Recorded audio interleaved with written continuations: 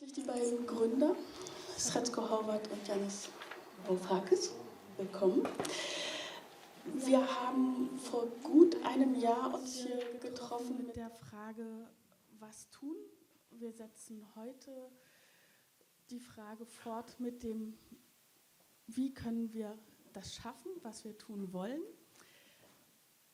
Ich übergebe gleich an die beiden Herren und Sie haben im Anschluss an die Pressekonferenz natürlich die Chance, Fragen zu stellen. Ich würde Sie dann ein bisschen sortieren, Sie jetzt schon bitten, kurz zu sagen, von welcher Redaktion Sie kommen und wenn es geht, Ihre Frage auch in Englisch zu stellen, damit wir das ein bisschen besser hinkriegen. Und nichtsdestotrotz haben wir auch noch eine schriftliche Presseerklärung für Sie, die wir Ihnen gerne in die Hand geben, wenn Sie rausgehen, auch nach Ihren Fragen. Ja? Dann würde ich sagen, bitte schön, Janis. Thank you, Anja. Welcome all to the Red Salon. You will allow me to welcome you because we feel that we're at home in this theater. After all, DiEM25 was born in this splendid theater, the Volksbühne, back in February 2016. We were put together, as some of you may remember, by a coalition of European democrats convinced that Europe is fragmenting, with detrimental effects for all Europeans, north, south, east, west. Our slogan on the 9th of February 2016 was, Europe will either be democratized or it will disintegrate. In the 15 months that have passed since then, unfortunately, events seem to have confirmed DiEM25's prognosis. Brexit is not an outlier. It is an early warning, and we better take note. An early warning caused to a very large extent by the incompetent and authoritarian handling of the Eurozone's socio-economic crisis and governance failures. Now today, following the election of Emmanuel Macron in France, whose candidacy, by the way, DiEM25 supported against the threat of the rise of the xenophobic neo-fascist Marine Le Pen in France. Nevertheless, the victory of Macron has caused a great deal of rejoicing amongst the establishment. They are immersed in a fantasy that Europe's disintegration and slide into a postmodern version of the 1930s has been halted by Macron's victory. Now, while it is true that Macron's victory did prevent the instant dissolution of the Eurozone and the European Union, it is our view, DiEM25's view, that his proposals for converting the Eurozone into a kind of federation light in exchange for neoliberal reforms that he's going to enact first in France, especially in relation to labor markets, are guaranteed to fail. And if they do fail, if we are right, we hope we're not right, but we believe that we are. If he fails, he will have dashed expectations that are now being created. And the dashing of those expectations are going to give the fragmentation and the construction process of Europe a vicious new spin. Now, on the one hand, Macron's domestic reforms, enacted before there is any kind of federation, before there is any kind of political or fiscal union, as he plans to do, to enact them first, what they are going to do in the context of diminishing aggregate investment within France, they're going to deepen France's socio-economic crisis and therefore strengthen xenophobic nationalism within France and beyond. While on the other hand, the German establishment And that, not just of Germany, but of the Netherlands, other surplus countries, countries that have a current account surplus within the Eurozone, will veto Macron's proposals for the treaty changes that he's proposing and which are indeed necessary in order to create this federation-light model that I mentioned. This combination, the deflation of the hopes that Emmanuel Macron has inflated, in combination with the strengthening of the socio-economic crisis, especially in France, will before long reinforce, we fear, the centrifugal forces tearing Europe apart today. Now, since its inception here in the Volksbund, DiEM25 has posed a question to its members. We are trying to do politics in the reverse order to what is usually the case. Usually political organizations, movements, parties get together, they form central committees, they have flags, and then if you ask them, what are you going to do if you gain power? They say, well, we'll think about it. We're doing it exactly the opposite way. Since February 2016, when we got together here and created DiEM25, we've been very hard at work.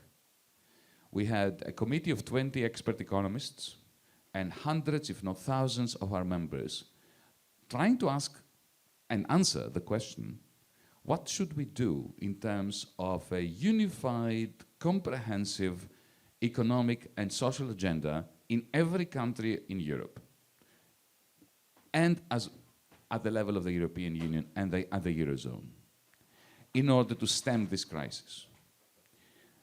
The result of this labor, this effort, this collective effort, is a policy document, a policy agenda entitled the European New Deal. DiEM25 presented this document in Rome on the day of the 60th anniversary of the Rome Treaty of the European Union, of the European Economic Community, as it was called back then, in Rome on the 25th of March. During the Rome launch of the European New Deal, at a press conference, DiEM25 invited political parties across Europe, civil society organizations and citizens to join us in Berlin today, on the 25th of May, to discuss ways in which the European New Deal policy agenda could be put to European voters by 2019 across the continent. To bring the European New Deal to a ballot box near you, as we put it in Rome. Today and tomorrow, we're here with various political partners and members of the various spontaneous collectives of DiEM25 and individual members of DiEM25 to discuss the next step towards 2019. That's the title of today's event, 2019 with a question mark.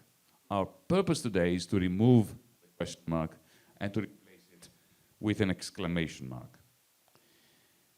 Our answer, and this is what we're keen to discuss with you, beginning with this press conference and moving on to the event of tonight, our proposal is the formation of the first transnational pan-European political party, which we deem necessary to give such a comprehensive economic and social policy agenda as the European New Deal, the electoral expression and format that it deserves and that it requires.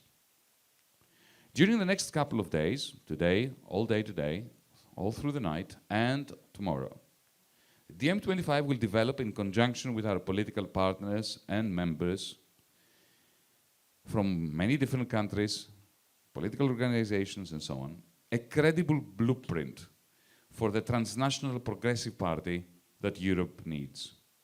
To be announced, finally, in Brussels, in the context of DiEM25's real State of the Union event on 9th September. I shall now pass the baton to Srečko Horvat, my co-conspirator in everything.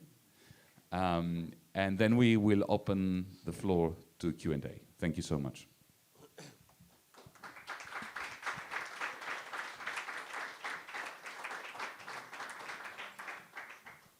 Guten Tag. Es ist sehr schön, wieder zurück in Berlin zu sein, besonders in der Volksbühne. Aber ich werde leider Englisch sprechen, because we have many members here from DiEM, from different countries, from Spain to France, from Belgium, from Serbia, and English is still the lingua franca. So while Merkel and Barack Obama are, as we speak, discussing democracy at Brandenburger Tor, and while Donald Trump is, after he just made a 100 billion deal with Saudi Arabians, is discussing the future of the world with the NATO leaders in Brussels, we are here not to discuss democracy, but we are here to bring back democracy to Europe. It has passed only a bit more than 1 year since we have been here, and in the meantime, DiEM25 is not just an idea, but it is reality. Only in 1 year, DiEM succeeded to gather more than 60,000 members across Europe, not only in European member states, but also in countries which are not part of the European Union, such as Serbia or Turkey, for instance. In 1 year, DiEM has established very strong connections and alliances with different political parties, from the British Labour, whom we strongly support at the coming UK elections, to the Linke in Germany, to the Greens from Italy, to Hungary. But at the same time, DiEM has also established very strong connections with different grassroots movements, such as Blockupy in Germany, the anti-G20 movement, which will make a big Alter Summit in July in Hamburg, but also something what we in DiEM and other comrades all around Europe call the rebel cities. This is the reason why the current mayor of Barcelona, Gerardo Pisarello, and also the mayor of Naples, Luigi De Magistris, are officially part of DiEM, and not only part of DiEM, but they are part of the advisory panel of DiEM, together with many, many other members. In this 1 year, DiEM succeeded, as Yanis already said, to work on something what we call the progressive agenda for Europe, which consists of very precise and coherent policy papers, from transparency policy paper, refugee policy paper, to the European New Deal, which we will discuss today. But what we said in Rome only 2 months ago is that this progressive agenda for Europe needs an electoral expression. Is DiEM going electoral after this press conference and after these events today? Well, I would say that DiEM already is electoral in a way. On the one hand, what DiEM has done, unlike many other political parties or movements or organizations, is that on every important, not necessarily every, but on the major important political events, our membership voted inside of using an online platform, so that DiEM members voted on the Italian referendum, DiEM members and DiEM voted on the official stance of DiEM on the French elections, on Brexit, and most recently, only 1 week ago, on our stance to support a progressive green left platform at local elections in Zagreb, Croatia, which was the first time that DiEM actually supported a local coalition, which we will also do in the future. So as you can see from this, DiEM is a hybrid movement. It combines what, if you allow me to be a philosopher for a second, it tries to combine horizontality and verticality, in the sense that at the same time we are developing grassroots direct democracy horizontality, but at the same time we are also experimenting with different forms of political engagement. In that sense, DiEM is a hybrid movement, and it will stay a hybrid movement. And if there was one, to finish, if there was one lesson of the French elections, it is not the rise of neoliberalism again on the one hand, and the rise of fascism on the other hand, because Macron today means Le Pen in several years later. There is one other lesson of the French elections, which I think, and we at DiEM, is very important. This is 12 million people who didn't vote in France. And this is not only in France, this is in every single European country.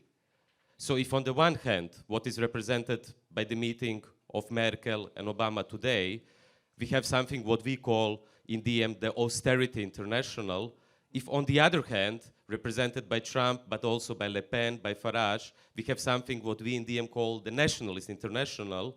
What DiEM is trying to do today is to occupy a third space all across Europe to build a progressive international. And that means that from today to Brussels, all our members, all our partners, and everyone who is interested in bringing back democracy in Europe, we will start a deliberation and discussion of the creation of the first transnational pan-European political party. Which doesn't mean that DiEM is not staying a movement, but it means that we have to be aware that 12 million people in France didn't vote, and that new elections will come also in Germany. Thanks a lot.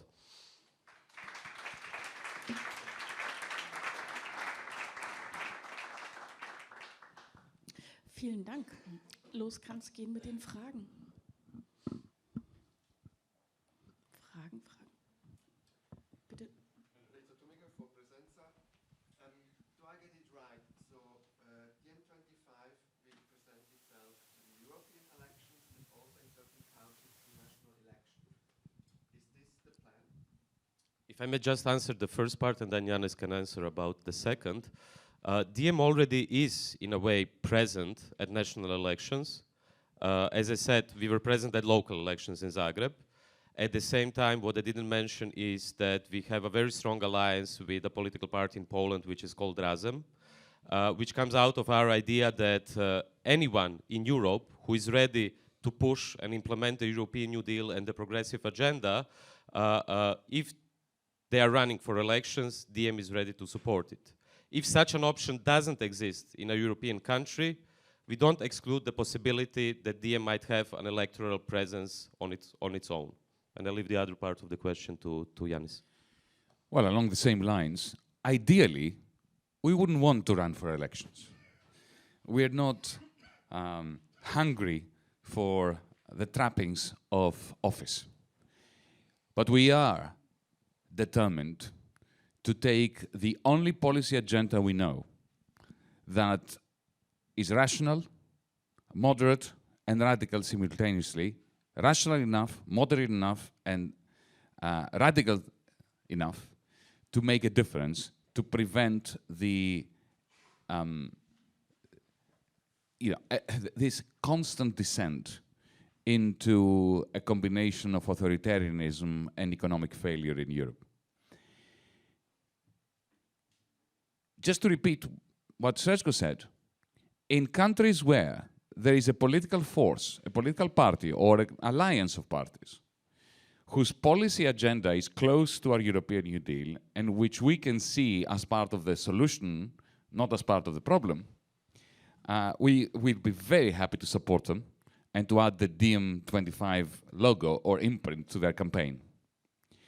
But in other countries where no such political forces exist, either because of disagreements or because of fragmentation, like for instance in Italy, where the political scene is dividing and multiplying as if there is no tomorrow. We may have to step in. But the way we're going to do this, to be precise regarding the mechanism, we make our decisions at the transnational level.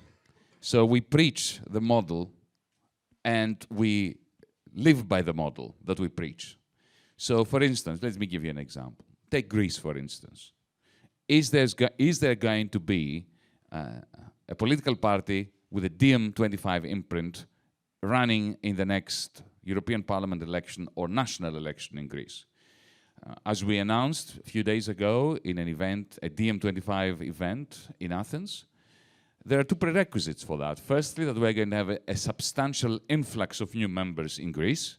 And secondly, that we're going to take a vote amongst DiEM25 members throughout Europe supporting the notion that DiEM25 will run in Greece. And this is very important, because to be a genuinely transnational movement and or party later on, we do not make decisions in Italy on the basis of the majority of our Italian members. We do not make a decision in Greece on the basis of what the majority of our Greek members want. We are not a confederacy. We're a transnational, unitary, pan-European movement.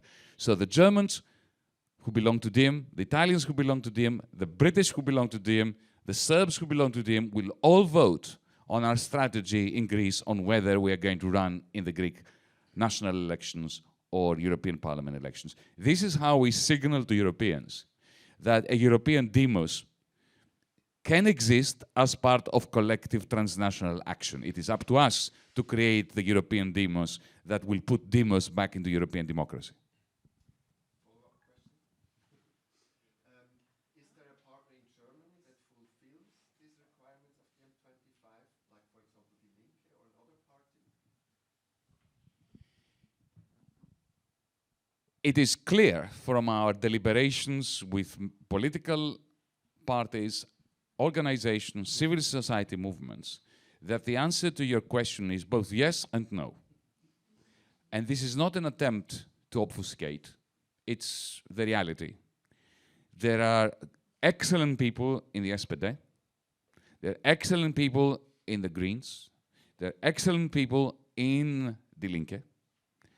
I also had personally experience of discussions with politically minded Germans who are in neither of those parties or in some other parties, with whom we are almost in complete agreement about the European New Deal, about what needs to happen. But there is no single party whose leadership is capable of extricating itself from micro-political squabbles and having the conversation that we must have on the basis of policy and an honest exchange of ideas that does not involve politicking. This is not just the case in Germany. We experience this in many different countries. Nation-state-based politics, party politics, is not fit for purpose. We have transcended the period of time when there was a Willy Brandt, when there was a Bruno Kreisky, when there was even a Mitterrand or a Georges Marchais, that we could actually sit down and carry out a discussion on the basis of policy, of principle, and of tactics in a way that would be relevant to the problems that we're facing in Europe. This is why we have created DiEM25. Because if there was a political party in Germany that we could support, and one in France we could support, and one in Italy that we could support readily, well, we would have stayed at home and read books and, listened to music, and that would have been a far better way of spending our time.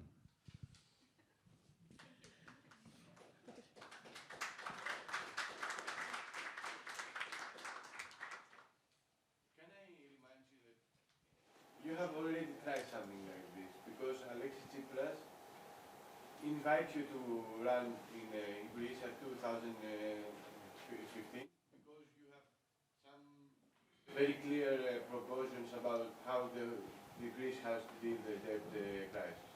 And then Alexis Tsipras adopted your ideas, invite you, make you Minister of Economics, and then this system didn't quite went well.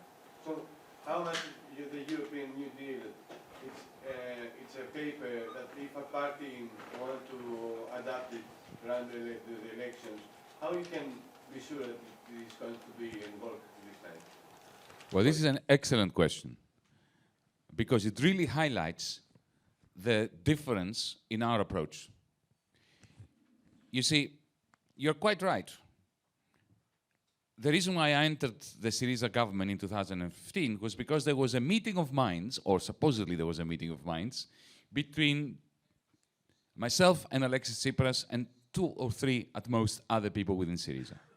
So there was a nation-state-based party which had its own nation-state-based focus and dynamic. They had just had a congress before I got into these discussions with them. They had created an agenda, an economic policy agenda, which was completely out of place and irrelevant to the circumstances that Greece was facing in relation to its creditors, the Eurogroup, the rest of Europe. This is what you get when you have a nation-state-based political entity that is not alive to the requirements and the demands of the economic crisis, which is pan-European. So this, what you say is absolutely spot on.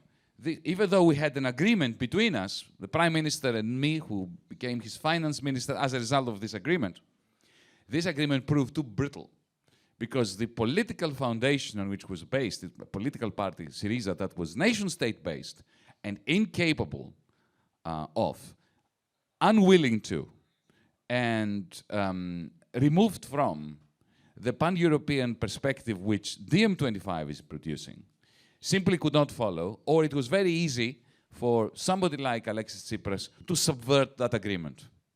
So what we're trying to do here is precisely the inverse. Instead of having a confederacy between individual politicians, as we did in Greece, or a confederacy which is the European Party of the Left, or the Democrats and Socialists, so the SPD and the Socialist Party and the PSOE in Spain and so on, they are very different beasts.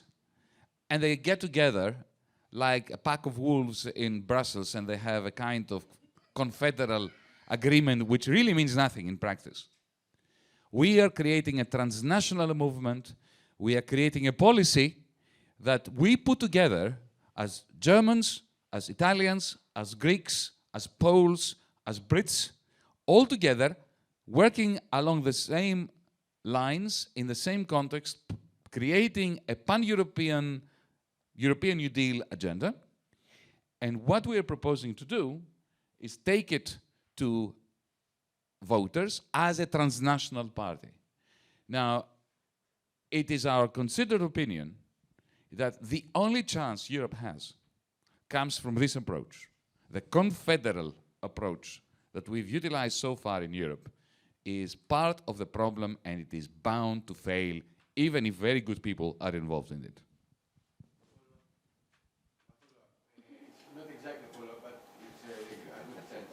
Yesterday we have the leak of the DiEM proposal that said that Greece doesn't need to have a haircut on anything reprofiling, because if she keeps doing austerity for the next 20 years and keeps more than 3% of surplus, there is no need for anything to do with debt. Can you have a comment on that? Because Alexis Tsipras, our Prime Minister, yesterday supported somehow the idea yesterday. Well, once you have surrendered to illogic once, then you become a hostage to it. Look, no one in the Eurogroup, not a single person in the Eurogroup, believes that what they agreed to is going to end the Greek crisis. What they agreed to is extending into the future yet again, while pretending that they have overcome it. It is clear, even from their body language, that this is the case. Common sense, independently of political party affiliation, points in this direction. The denial of a logical solution to the Greek debt and economic crisis, a crisis that could be very, very simple for Europe to overcome, is symptomatic of the wholesale fragmentation of the European Union and the inability of the political personnel and the bureaucratic personnel, the so-called technocracy of the European Union, to deal with this crisis. This is why Europe is fragmenting. Greece is the canary in the mine. It is like the small canary that the miners would take down the galleries to warn them through its death that there is methane in the mine. The canary is not responsible for the methane, but its death should be a warning. The fact that for 7 years now, Europe is refusing to take the hint that there is something structurally the matter, which has nothing to do with Greece, is a sure sign that DiEM25 is absolutely essential.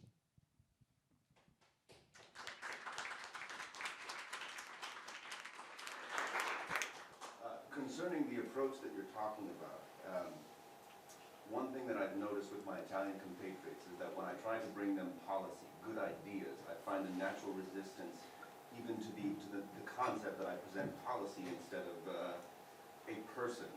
And what I find is that DiEM is not competing against counter ideas. DiEM is competing against a politics of fear. And it seems very difficult to try and introduce kind of rational responses when people are, electing Donald Trump and merely electing Le Pen. They're not responding to the ideas, they're responding to some kind of emotion. And how do you think DiEM competes against that? Can I take it? Maybe the mic, it works, yeah. Yeah, I think it's a very good question because what we can see also with left-wing parties all around Europe is that our comrades have chosen the path of some sort of populism. You can see it in different countries of Europe where they actually count on passion and emotion, which I think is important today in politics, especially with the rise of Trump, Farage, and Le Pen, and so on. But instead of proposing concrete policy papers, they only count on the hands in the air, if I can put it like a metaphor, which can bring votes, of course, and which can bring, to a certain degree, electoral success. But once they come to power, or once they come close to power, actually their votes start to fall down. This is what we can see in different countries of Europe. What DiEM is doing, as Yanis said, is a sort of political invention. On the one hand, I think the first political invention what we are proposing today is the one what Yanis already mentioned, which will be discussed with our members from today to Brussels the next several months. This is the title of this. This is why here is a question mark, because what we have seen until now is the model that you have different political parties, even on the left-green spectrum. Then they enter the European Parliament, then they form a family, and then they become impotent, if I may say so. Except Nigel Farage or Le Pen, who are very smart, precisely as you said, by using passion, emotion, and populism, to use the European Parliament in order to get more votes in their own domestic, national-based state countries.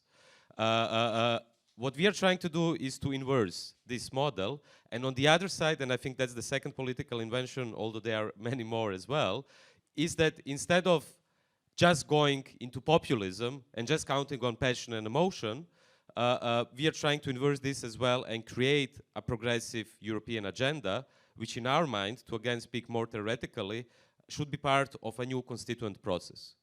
So that all pillars or policy papers what DiEM is proposing, including the European New Deal, and today, already at the panels which will happen in this room and the other room, we are starting a discussion on creating a new big serious policy paper on technological sovereignty on Europe, which no movement, pan-European movement or political party, except some exceptions like the city of Barcelona is proposing. But what we are trying to propose is to propose this on a European level. What to do with the dominance of Google? What to do with the dominance of Cambridge Analytica, who had a major impact in the UK elections, as we have seen recently? What to do with the penetration of Silicon Valley into our daily lives with so-called sharing economy, with Uber, Airbnb, and so on? This is not something which can be solved on the city level. This is not something which can be solved on the national level. It can only be solved on the European level. But if you really want to solve this, you cannot solve this by populism. You can only solve it if you understand the problem and if you have concrete proposals how to solve it. But again, to finish, at the same time, as you will see tonight, I hope, where this theater was sold out in 2 or 3 days. It will be packed by more than 1,000 people.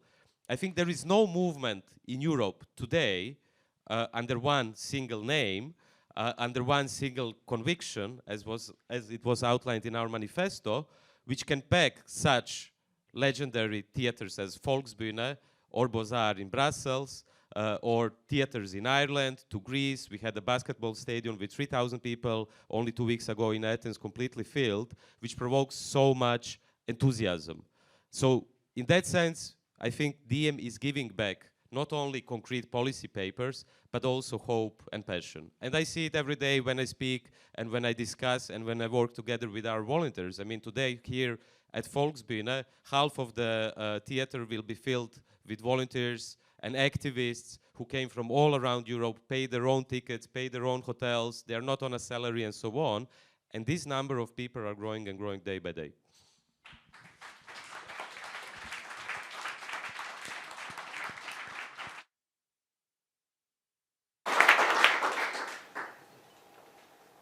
Weitere Fragen? Ich würde gerne noch mal daran erinnern, Kurzredaktion und Name zu sagen. Bitte die Dame dorthin. Wir haben keine Redaktion überhaupt, but I am having also some Google and Apple shares.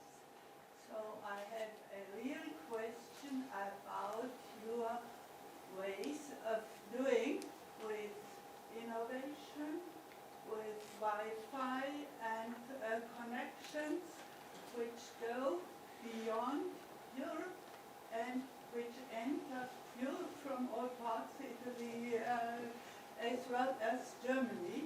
So how is your tendency to deal with internet growth? What is the question again? What is the tendency? The question is, when you are talking about Google, this looks negative. I refer to you. When I am a tiny shareholder of Google, I ask myself if I do a wrong thing, supporting Google and Apple and so on. So it's very important to maintain, I guess, the communication infrastructure in the internet, in Europe and outside. So what is your tendency about that? And I Yes. in my Yes, thanks a lot. I answer very brief, and then Yanis. I think it's not a problem that you're a shareholder of Google, to put it like this. It's a problem that every single person in this room is working for Google for free. and they are not shareholders for Google. But I don't want to go into detail because this was supposed to be a press conference and not a panel. I invite you kindly to join the panel at 1:30, which will deal precisely with these questions, and members of DiEM and experts will answer what we plan to do there. Yanis. Okay, bitte. As a news agency presenter for peace and non-violence, we are very much worried about the arm race that is going on. And you mentioned it that Trump now is in Brussels. He wants more money, even more. And not just, I mean, this is endangering Europe and the whole world, but it's also taking resources that are so badly needed to come out of this European crisis. Now, honestly, I didn't read the whole New Deal of Europe, just a summary. But it seems to me the military expenses aren't included. Correct me if I'm wrong. You're quite right. We have ignored the issue altogether because this is about the European New Deal. And what is the point of the European New Deal? To deal with the European economic crisis. What is the essence of the European economic crisis? What is the main cause of it? Allow me to say that it's one. The huge discrepancy between savings and investment. We have the highest level of savings as a proportion of national income in every country, including in Germany, since 1950, and we have the lowest level of investment, again as a proportion of national income, since 1950. You only need to state this to realize why we are in this, why such powerful centrifugal forces are giving rise to loss of hope, loss of prospects, and loss of optimism and dynamism within the European social economy. Military expenditure is irrelevant when it comes to the economic crisis of Europe. It is highly relevant when it comes to the chances of peace and the prospects of a European foreign policy which is consistent with humanism. So the reason why there is nothing in the European New Deal is because we need a completely different paper, policy paper, to address the question of European foreign policy. These are three words that if you put together, you end up with a joke. European foreign policy. There is no such thing. And the greatest beneficiaries of the lack of a European foreign policy are the arms dealers of the world, Vladimir Putin and Donald Trump. Letzte Frage. Bitte schön. I regrets quite a bit about massive experiences in Greece trying to negotiate with the Troika and Europe. Part of the motivation for founding DiEM25 is that power in Europe does not really reside in the European Parliament.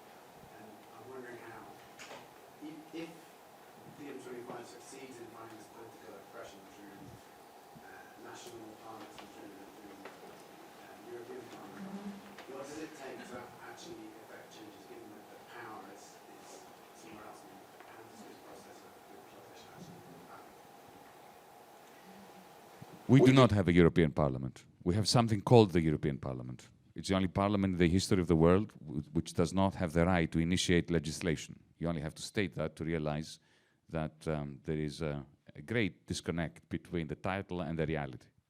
But that is not an accident. This is not a deficit. To say that there's a democratic deficit in the European Union is, as I've said many times before, to say that there is an oxygen deficit in space. There's no oxygen deficit in space. There's no oxygen. Yep. So the question is, how do you democratize Europe? And the answer we give, and it is clearly stated in our manifesto, is on the basis of two phases. The first phase must be the phase of stabilization. At the moment, the European social economy is in a downward spiral. It is not dynamically stable. It is disintegrating. There are economic and social forces tearing Europe apart. While this downward spiral is continuing, there can be no serious discussion about a new democratic constitution for Europe as a whole. So phase one is what we need to do to stabilize Europe. And the answer we give is the European New Deal. Phase two must be, if we succeed in stabilizing the social economy of Europe, stabilization on its own will have created sufficient optimism and positive feelings and expectations for Europeans to have a chance, no guarantee, a chance of embarking upon a constitutional process, a process that would lead through assemblies, through ferocious politicking, democratic politicking, intense dialogue, to creating that which Europe needs at the political level, and that is a democratic constitution by which to replace all these awful treaties.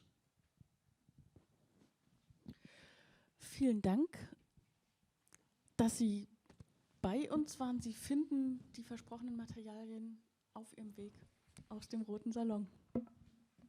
Vielen Dank.